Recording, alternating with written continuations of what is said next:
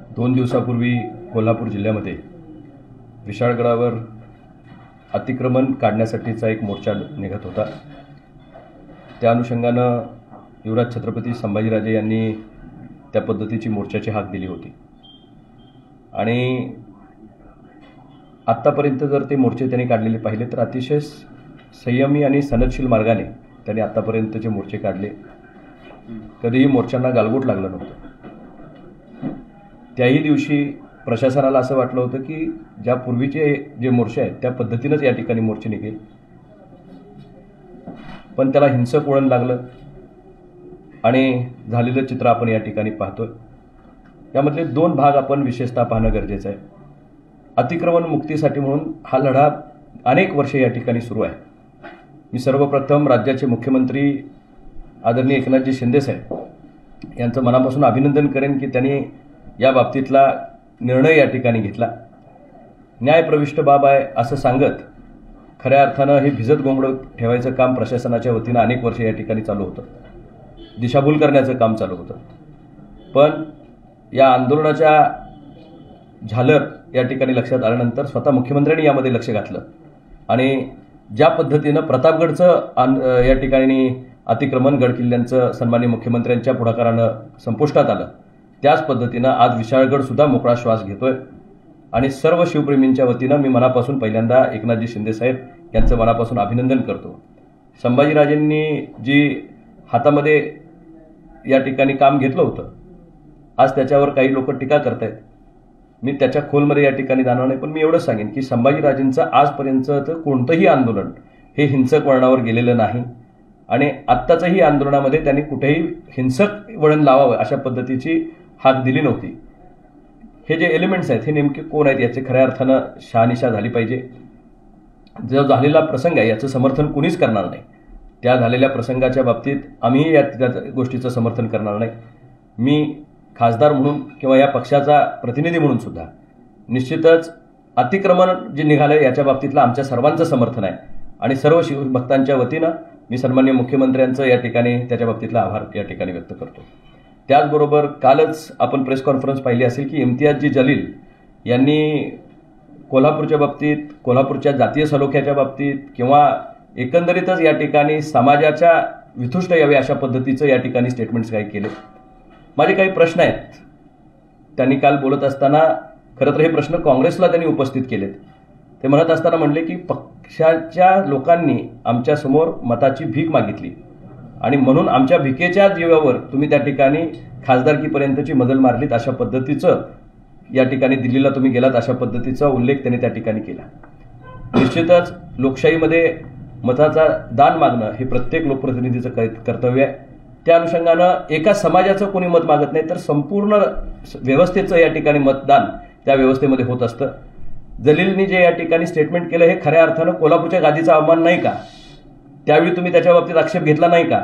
फक्त मताचा आणि इलेक्टोरियल पॉलिटिक्स या ठिकाणी डोळ्यासमोर ठेवून आपण खऱ्या अर्थानं काय करावं लागलाय याचीही या ठिकाणी इलेक्शन आपण लोकसभेची नुकतीच पाहिली तर प्रत्येक गोष्टीला गादीचा अवमानाशी जोडण्याचं काम गेल्या 2 महिन्यापूर्वीपासून या ठिकाणी सुरू होतं। पण काल जे जलील बोलले त्याच्यावर काँग्रेसचं एकही स्टेटमेंट त्या ठिकाणी आलेलं नाही, कारण त्यांना मतावर डोळा ठेवून या ठिकाणी राजकारण करत आहे। वास्तव वस्तुस्थितीवर या ठिकाणी त्यांना बोलायचं नाही। ही झालेली घटना दुर्दैवी आहे, पण कोल्हापुरात दसरा चौकात झालेली जी घटना होती त्याच्यावर सुद्धा काँग्रेस का बोललं नव्हतं? काँग्रेसमध्ये या ठिकाणी त्याच्या बाबतीत काय नेमकी परिस्थिती होती?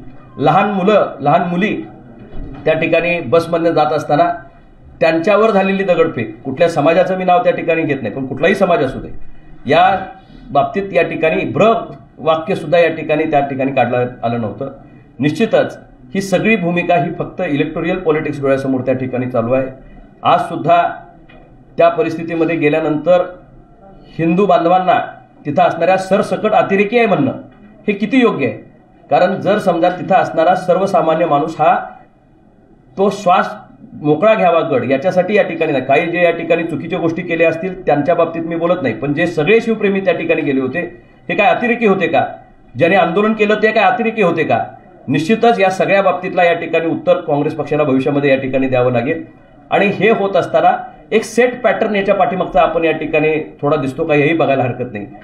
संभाजीराजे जाण्यापूर्वीच त्या ठिकाणी या पद्धतीचा हल्ला खालच्या गावांवर या ठिकाणी झाल्याचं चित्र आपण या ठिकाणी बघण्यात आलं.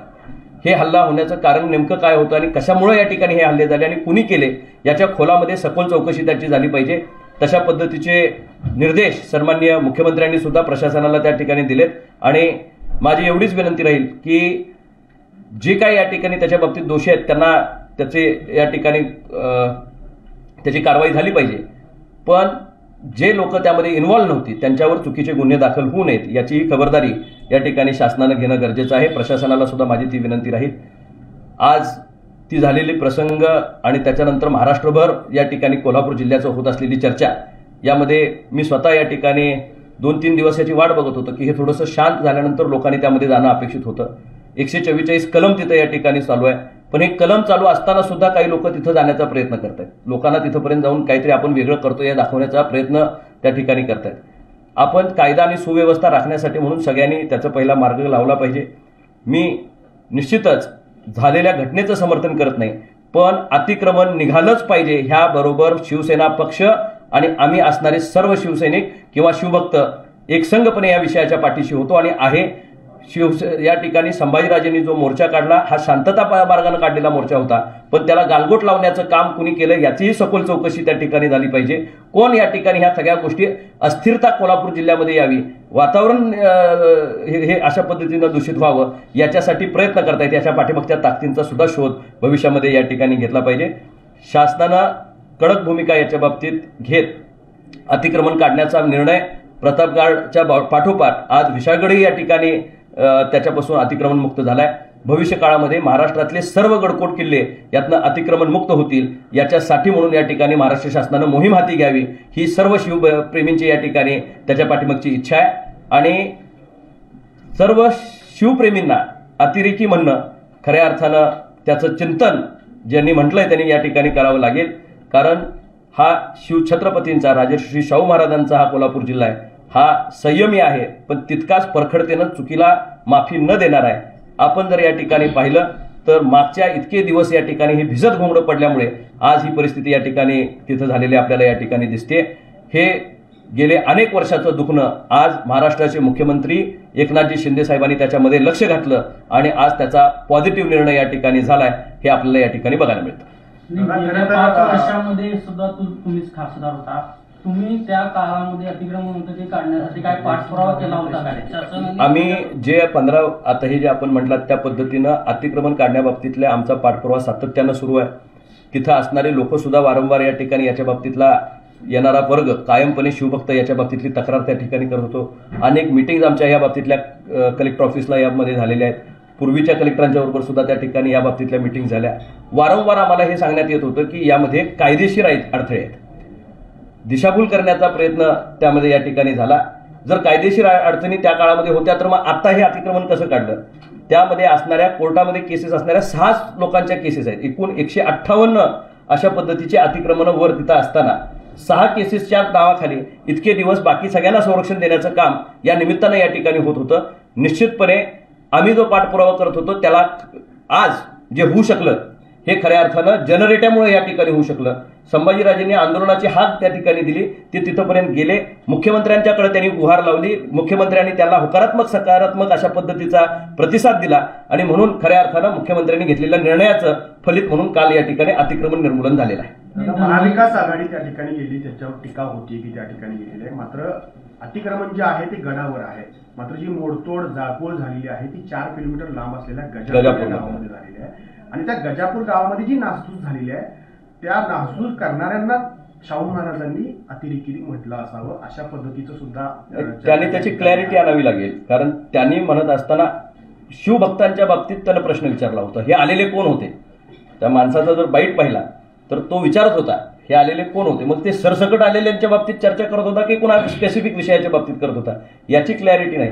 पण जर शिवभक्तांना सर्वसकट अतिरेकी ठरवायचा या ठिकाणी त्या कक्षेमध्ये आणायचा प्रयत्न करत असतील, काही लोकांनी जी नासधूस केली त्याचं समर्थन आम्हीही करत नाही. मी आधी परत त्या ठिकाणी स्पष्ट करू इच्छितो, त्याच्याबद्दल कुणीही त्याचं समर्थन करणार नाही. पण सरसकट सर्व हिंदू समाजाला किंवा असणाऱ्या तिथं असणाऱ्या शिवभक्तांना अतिरेकी म्हणणं हे खऱ्या अर्थानं गैर आहे आणि निंदनीय आहे. 144 कलम हे आधीही होतं ज्या वेळेला ते शिवभक्त तिथे गेले किंवा जे जे समाजकंटक होते ते गेले, त्यांना प्रशासनानं सोडलं आणि नंतर काही लोक जात होते त्यांना अडवलं. ही प्रशासनाची दुटप्पी भूमिका नाही याची का? मगाशी जे मी सुरुवातीला सांगितलं की प्रशासनाच्या ह्यातल्या ज्या चुका आहेत याच्यामुळे खऱ्या अर्थानं हा वाद चिघळत गेला, हे खरं आहे. आत्ता जर हे प्रशासनानं पहिल्या टप्प्यापासून म्हणजे अतिक्रमण निर्मूलनापासून जर या ठिकाणी आपण जर सर्व टप्पे पाहिले, हे काय आज आंदोलन झालेलं नाही. याच्या पूर्वी सुद्धा संभाजीराजे गड किल्ल्यावर त्या ठिकाणी जाऊन आलेले आहेत. याच्या पूर्वी अनेक आंदोलक याच्या बाबतीतली निवेदनं त्या ठिकाणी देत आहेत. अनेक वेळा या ठिकाणी निदर्शनं झालेली आहेत. ही पहिली वेळ नाही. अतिक्रमण काढण्याबाबतीत सगळेजण सहमत आहेत आणि सगळ्यांची सहमती आहे असं एका बाजूला भासवलं जायचं, पण दुसऱ्या बाजूला कायद्याची चौकट सांगितली जायची आणि त्याच्यामधनं या ठिकाणी पळमार्ग काढला जायचा आणि वेळ मारून नेली जायची. आज तो झालेला प्रसंग दुर्दैवी आहे, त्याचं समर्थन मी करत नाही, पण अतिक्रमण निर्मूलन होणं ही काळाची गरज होती. प्रतापगडचं ज्या पद्धतीनं अतिक्रमण निर्मूलन झालं त्याच पद्धतीनं विशाळगडचं अतिक्रमण निर्मूलन झाल्याचा आनंद सर्व असणाऱ्या शिवप्रेमींना या ठिकाणी आहे. आता 7 जूनला गेल्या वर्षी जो कोल्हापुरात प्रकार झाला ती सुद्धा बाहेरून आलेली लोक होती, इथंही बाहेरून आलेली लोक होती. गृह खातं कुठंतरी अपयशी ठरले असं वाटतं का? कारण गृह खात्यावर पोलिसांवर मोठी टीका होती. याच्या पाठीमागं मी मगाशी बोलतानाच म्हटलं काही सेट पॅटर्न दिसतो का, की ही माणसं का आणि कुठनं येतात आणि याच्या पाठीराखे कोण आहेत.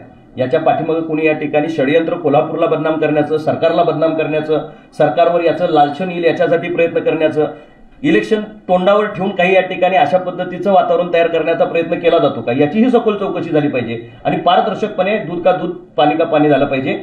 विनाकारण कोल्हापूरवर बदनामी येणं, सातत्यानं कुठंतरी कोल्हापूरवर आक्षेप येणं, कोल्हापूरच्या जनतेकडे वेगळ्या दृष्टिकोनातनं पाहणं, हिंदुत्वादी लोकांच्याकडे वेगळ्या दृष्टिकोनातनं पाहणं किंवा शिवभक्तांच्याकडे वेगळ्या दृष्टिकोनातनं पाहणं याच्या पुढच्या काळामध्ये चालणार नाही. प्रशासनानं चोख भूमिका बजावली पाहिजे. त्यात जर काही निगेटिव्ह एलिमेंट्स येत असतील आणि ते काहीतरी या ठिकाणी त्याच्यातनं साधून जात असतील तर याच्यावर चाप ओढण्याची जबाबदारी ही प्रशासनाची आहे आणि त्यांनी त्या पद्धतीनं पार पाडली पाहिजे. खरं तर 7 जूनला जो दंगलीत पत्रकारांना अनुभव आला तसाच आणि तितकाच भयावह अनुभव हा त्या गडावरच्या एकूणच घटनेवरून आलेला आहे. अक्षरशः पत्रकारांना चाकूचा धाक सुद्धा दाखवण्यात आलेला. ही जी आहे ही खऱ्या अर्थानं तुम्ही जे म्हटलं शिवभक्त अशा पद्धतीनं कधीच वागत नाही. आपण जर बघितलं तर सातत्यानं कित्येक आंदोलनं महाराष्ट्रामध्ये असणारे कित्येक मोर्चे सातत्यानं या ठिकाणी काम करतात. तो संयमी सनदशील मार्गानं काम करणारा या ठिकाणी शिवभक्त आहे आणि हेच आंदोलन याच्या पूर्वी सुद्धा या ठिकाणी बऱ्याच वेळा तिथं झालंय, पण कायदा सुव्यवस्था कधीही या ठिकाणी बिघडू दिलेली नाही. संभाजीराजेंच्या नावावर सुद्धा काही लोक या ठिकाणी त्याला मीटर फाडायचं काम करतायत, पण संभाजीराजेंनी कधीही अशा पद्धतीनं हिंसक वळण त्याला लागेल अशा पद्धतीची वक्तव्य केली नाही. ते आक्रमक होते. आक्रमक होणं एका बाजूला आणि हिंसक होणं एका बाजूला, चेतावणी देणं एका बाजूला. आज संभाजीराजेंची जर तुम्ही पूर्वीपासूनच्या सगळ्या प्रेस कॉन्फरन्स मी ऐकलेत, आपणही या ठिकाणी त्या प्रेस कॉन्फरन्सेस घेतलेत, चेतावणी त्यांनी तशा पद्धतीनं चितावखोर काही केलं नव्हतं. त्यांना फक्त अतिक्रमण जे आहे ते सर्व या ठिकाणी असणारे एका जातीचं किंवा धर्माचं तिथं अतिक्रमण नाही. अतिक्रमण हे विविध लोकांचं त्या ठिकाणी आहे, सर्व धर्मियांचं अतिक्रमण त्यामध्ये आहे. ती काढावी हीच त्यांची भूमिका होती. आता त्याला लाभ काही लोकांना संभाजीराजेंना अडचणीत आणायचं आहे का, काही लोकांना सरकारला अडचणीत आणायचं आहे का, काही लोकांना त्याच्या पाठीमागनं राजकीय पोळी स्वतःची बाजून घ्यायची आहे का, काही लोकांना त्याचा पुरस्कार करायचा आहे का. महाविकास आघाडी पुरस्कृत हल्ला आहे असं म्हणायचं. मी असं कोणाला पुरस्कृत म्हणणं हे गैर होईल. जबाबदार माणसांनी जबाबदारीने बोललं पाहिजे, पण याच्या पाठीमागं बाकी राजकीय वास येतो हे नक्की. हे सुरू झाली, गुन्हे दाखल झाले, 90 दिवसांची चार्जशीट दाखल झाली आणि त्याच्यावरती केस आहे. तुम्ही जी सातत्यानं मागणी करताय की सखोल तपास झाला पाहिजे, याच्यामध्ये काही अन्य एलिमेंट्स आहेत का याची चौकशी झाली पाहिजे, ही होण्यासाठी तुम्ही काय करणार? नाही, मी स्वतः आता मुख्यमंत्र्यांची भेट, मुख्यमंत्री आता दौऱ्यावर येत आहेत. आमची परवाही माझं फोनवर त्यांच्याशी ब्रीफिंग या बाबतीतलं झालं. प्रशासनाशी माझा कायम कंटिन्युअस डायलॉग त्या ठिकाणी सुरू आहे. माझा प्रयत्न असा आहे की पहिल्यांदा ही अशांतता संपली पाहिजे, स्थिरता निर्माण झाली पाहिजे, मानसिक स्वास्थ्य जिल्ह्याचं परत प्रस्थापित झालं पाहिजे आणि कटुता एकमेकाच्या मनामध्ये न राहता ही मोहीम अतिक्रमण काढण्याची मोहीम होती, धर्माच्या विरोधातली मोहीम नाही. हे पहिल्यांदा महाराष्ट्रामध्ये संदेश क्लिअर गेला पाहिजे. कोल्हापूर जिल्ह्याचा सामाजिक एकोपा अखंड आहे, एकसंघ आहे. ह्या बाबतीतला मेसेज सगळ्यांनी एकत्रपणे दिला पाहिजे. समाजामध्ये वितुष्ट कुठेही नाही. एखाद्या बाबतीमध्ये तिथं असणाऱ्या अतिक्रमणाच्या बाबतीत कुठल्याही समाजानं माझ्या समाजाचा आहे म्हणायचं कारण नाही. तो गड किल्ला संरक्षित राहिला पाहिजे, चांगलं तिथलं राहिलं पाहिजे, तिथली असणारी गलिच्छ व्यवस्था सुधारली गेली पाहिजे. याच्यासाठी म्हणून या ठिकाणी संभाजीराजे प्रयत्न करत होते आणि त्यांच्या प्रयत्नांना पॉझिटिव्ह अँगल होता. तिथं गेल्यानंतर त्याचं रूपांतर एका वेगळ्या, ते तिथं पोचायच्या आधीच त्या पद्धतीचं या ठिकाणी वातावरण घडलं. निश्चितच जे घडलं त्याचं समर्थन नाही, पण अतिक्रमण निघणं याच्या पाठीमागं सर्वांचा एकच हेतू होता आणि ते निघालेल्याचा आनंद बाकी सगळ्यांना आहे. त्याला स्थानिक आमदारांची काय भूमिका आहे, तुम्ही काय चर्चा केली त्यांच्याशी? नाही, आमदार साहेबांची अतिक्रमण निघण्याबाबतीत सगळ्यांचीच पॉझिटिव्ह भूमिका आहे. स्थानिक याच्या बाबतीत साठी हे तिथले स्थानिक आमदार जबाबदार आहेत, गेल्या वर्षी- संभाजीराजे वारंवार सांगतायत. गेल्या वर्षी ना अतिक्रमण विरोधी मोहीम सुरू झाली होती, आंदोलन सुरू झालं होतं, तेव्हा स्थानिक आमदारांनी दबाव टाकला अशी एक चर्चा आहे. काय नेमकं त्याचं? नाही, या चर्चेला काही निरर्थक आहे चर्चा. कुणीही लोकप्रतिनिधी कुठेही या ठिकाणी अशा पद्धतीचा, ज्यावेळी माझ्याही मतदारसंघातला, लोकसभा मतदारसंघातला हा विषय आहे, त्यामुळे कुणीही लोकप्रतिनिधी अशा गोष्टींना खतपाणी घालत नाही. ही खऱ्या अर्थानं महाराष्ट्रामध्ये असणारी भूषणं आहेत. शिवाजी महाराजांचे गडकोट किल्ले हे महाराष्ट्राचं एक वेगळं सिम्बॉलिक रिप्रेझेंटेशन देशभरामध्ये त्या ठिकाणी करतात आणि एकाच जातीचे नव्हे, सर्व धर्मीय लोक त्या इथं या ठिकाणी जातात. बाजूप्रभूंच्या खिंडीपासून त्या ठिकाणी जाणारे सर्व, समाधीपासून वरपर्यंत जाणारे लोक, सर्व धर्माची लोक त्या ठिकाणी येतात, परराज्याची लोक त्या ठिकाणी येतात. त्यामुळं ही व्यवस्था चांगली राहावी, हे प्रत्येक लोकप्रतिनिधी त्या ठिकाणी हे करत असतो. हे काही लोक त्याचा या ठिकाणी अपप्रचार करण्याचा प्रयत्न करतात. काही दिवसापूर्वीच हर्षवर्धन पाटलांनी एक स्टेटमेंट वादग्रस्त केले की इचलकरंजी या पाकव्याप्त काश्मीर सारख्या प्रदेशातनं दहशतवादी मानेनी दिवा लावला. त्याच्यावर आपण त्या भागातले खासदार कार्यक्रमाला उपस्थित होतो. तुमची काय भूमिका आहे? कसं बघताय या? हर्षवर्धन पाटील साहेब जे बोलत होते ते नेमकं कुठल्या कंटेक्स्टमध्ये बोलत होते हे समजून घेणं या ठिकाणी गरजेचं आहे. देशभरामध्ये जे राजकीय वातावरण झालं त्या वातावरणामध्ये वोट जेहाद झालं. म्हणजे एखाद्या माणसाचं काम जर या ठिकाणी सामाजिकदृष्ट्या पाहिलं आणि त्या दृष्टिकोनातनं या ठिकाणी लोकांनी मतदान केलं तर निश्चितपणे प्रगल्भ लोकशाही पुढे जाते. आणि हर्षवर्धन पाटील साहेब त्यावेळी जे बोलले ते इचलकरंजी बाबतीत बोलले नव्हते. एकंदरीतच जे वोट जेहाद या ठिकाणी लोकांनी घेतलं आणि त्याच्यामध्ये चांगला वाईट न बघता निव्वळ एका विषयाला विरोध, एका व्यक्तीला विरोध म्हणून खऱ्या अर्थानं खालच्या स्थानिक कामाकडे न पाहता ज्यावेळी या ठिकाणी लोकांनी मतदान केलं त्या वादळात दिवा लावला असं त्यांना कदाचित म्हणायचं असावं. इचलकरंजीच्या बाबतीत ज्या पद्धतीनं त्यांनी त्याचा उल्लेख केला तो बाकी आम्हाला मान्य नाही. खरं तर दादा, गजापूर या गावात इंडिया आघाडीनं मदत दिलेली आहे, त्या मदतीकडे तुम्ही कसं पाहताय?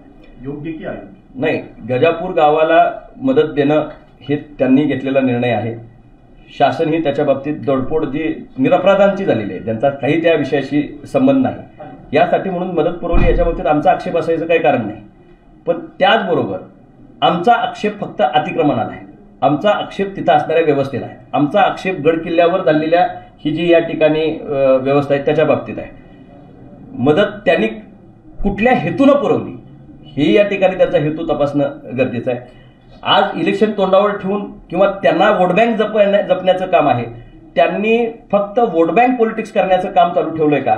मग अशा दंगली ज्यावेळी विविध ठिकाणी होतात जिथे इतर समाजांचं सुद्धा नुकसान त्या ठिकाणी होत असतं त्यावेळी अशी मदत का पोचत नाही?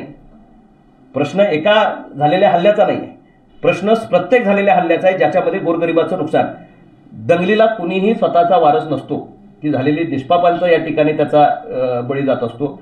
या दंगलीचं रूपांतर होत असताना हे जे आज औदार्य दाखवलं जातंय हे औदार्य इतर वेळी कुठं गायब होतंय आणि ते औदार्य जर इतर वेळी दाखवलं असतं तर मला यात राजकीय वास आला नसता. पण आत्ता दिलेलं हे जे औदार्य आहे हे हेतू ठेवून दाखवलेलं प्रेम आहे असं मला वाटतं. आता विधानसभेच्या अनुषंगाने एक सर्व्हे झाला, त्या सर्व्हेमध्ये महाविकास आघाडीला चांगल्या जागा मिळतील असा एक अंदाज वर्तवण्यात आलाय.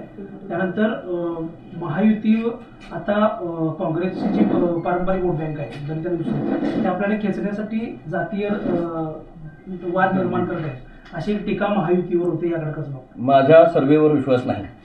मी सर्व्हेच्या विरुद्ध निवडून आलेला माणूस आहे.